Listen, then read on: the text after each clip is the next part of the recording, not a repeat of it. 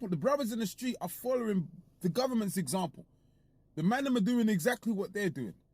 So then how rich of them to think that they can then be talking about, oh, we need to come up with a plan to figure out how we can stop the crime in we need to stop this. How rich of them? Just think about it. Let me give you the example. I'm going to give you the first example now. Okay? It's like, say like you got the man on the road. The man be extorting someone. I'll lend you a certain amount of money and you got to pay me back by Friday. We both agree. It's a recession. I'm lending people money. Hey, bam. I have that. And I give the man money. He's not got my money. Then I come back and I'm badding him up like, nah, pussy, you ain't got my money. I'm looking to take your things off you. You know? Or if anything, I'm looking to put extra charges on it. That's going up now. So if you owe me $1,000, now I want $1,500 now. That's how certain man are extorting niggas on the street. That's how it goes. Man might be going around to businesses and extorting people. The government be like, nah, this is a crime. This is an extortion crime. You can't be extorting people. This is wrong. But on the same breath, these motherfuckers, you can get a parking fine. You can go in the ULEZ zone by accident. You can accidentally go into the ULEZ zone in your car, and the next day you'll have a fine through the post saying whatever it is. You know what I'm trying to say? Like £60 or whatever, £80, whatever they want to charge you. If you do not pay that ULEZ fine by a certain time, they will do exactly what they're accusing the man of, extorting. They will send you another fine through the post with a complete different price, which is inflated from the original price. So you've gone from having an £80 fine to a £120 fine, to a £180 fine, to a 200 and... Is this not extortion? Is this not extortion? So you're telling the man them that it's a crime and the man them could potentially go to prison for this type of behavior, but you, the government do this all the time.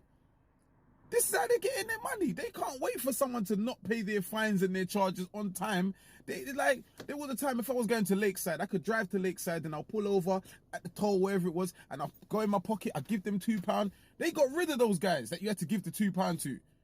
Because they want you to get confused and forget, because you have to go online and do it now. Yeah, they want you to go online, because if you go online, like if there's someone there that you physically have to give the money to, you're less likely to not pay it because you have to pay it to go through it. But if they get rid of that whole system, they no longer have to pay the people that's operating that, and you might be more likely to forget. So if you're more likely to forget, instead of paying £2, you just have to pay £60. So imagine how many £60 they're receiving.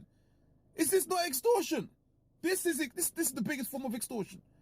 They be telling the man, look, you can't, no selling drugs. You shouldn't be selling, you can't sell drugs. You can't sell. No. Let's scroll back.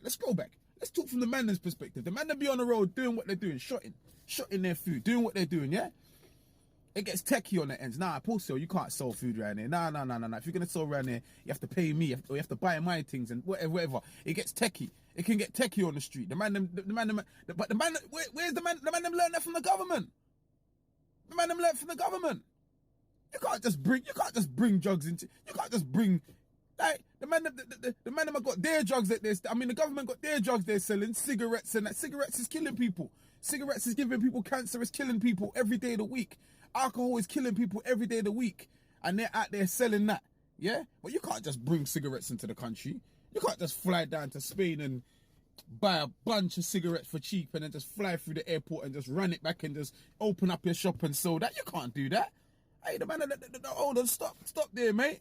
Did you declare those things there? It's the same thing.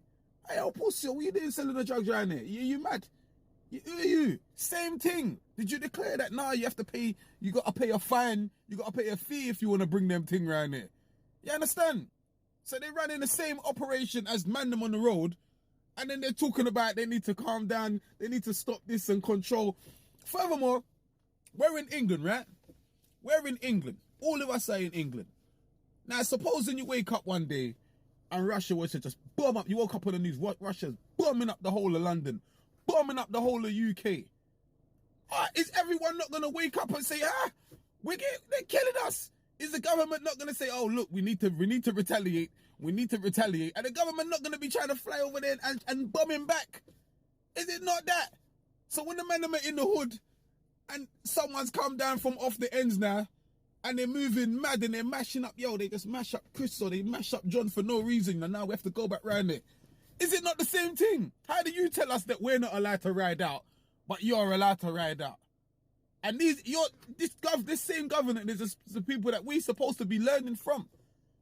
These same government talking about they need to get rid of, we're trying to make crime low, we're trying to get rid of certain violence, and we're trying to get rid of the criminal gangs. How are you going to get rid of the criminal gangs when you're the biggest fucking criminal gang? Before you start talking about getting rid of, before the government got the cheek to start talking about getting rid of criminal gangs, they need to fucking get rid of themselves. Because you're the biggest fucking criminal gang. Talking about getting rid of little criminal gangs when you are the HQ of criminal gangs. You are the biggest criminal gangs that everyone's operating under and following you. Yeah. So it's never going to get better. It's never going to get better because the people that are supposed to be setting the example, you know, the people that set example are not living by example. So you can't not, if you don't live by example, it's going to be hard to set an example, right? So that's my take on the matter. They just need to just stop chatting shit. Stop all this stuff here. Stop all this. Now, like, if we got bombed and the government was talking about, look, we shouldn't retaliate. We have to turn another cheek, and then it would make sense. If someone mashed up one of my guys and then and the government wanted to start taking people to court, that makes sense because clearly they don't operate in that way. This is not the way we operate. But if someone can bomb UK and then you don't want to bomb people back, yeah? Russia bomb us, you want to bomb them back, American bomb us, China, whatever it is, we want to retaliate. As long as there's a form of retaliation, you can't be mad when the men want to retaliate.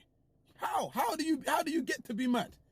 But anyway, that's how I'm looking at the situation. Tell me what you guys think. It's a long video. I know some of you guys don't watch long videos, but tell me what you guys think on this matter. It's your boy Mini. Peace.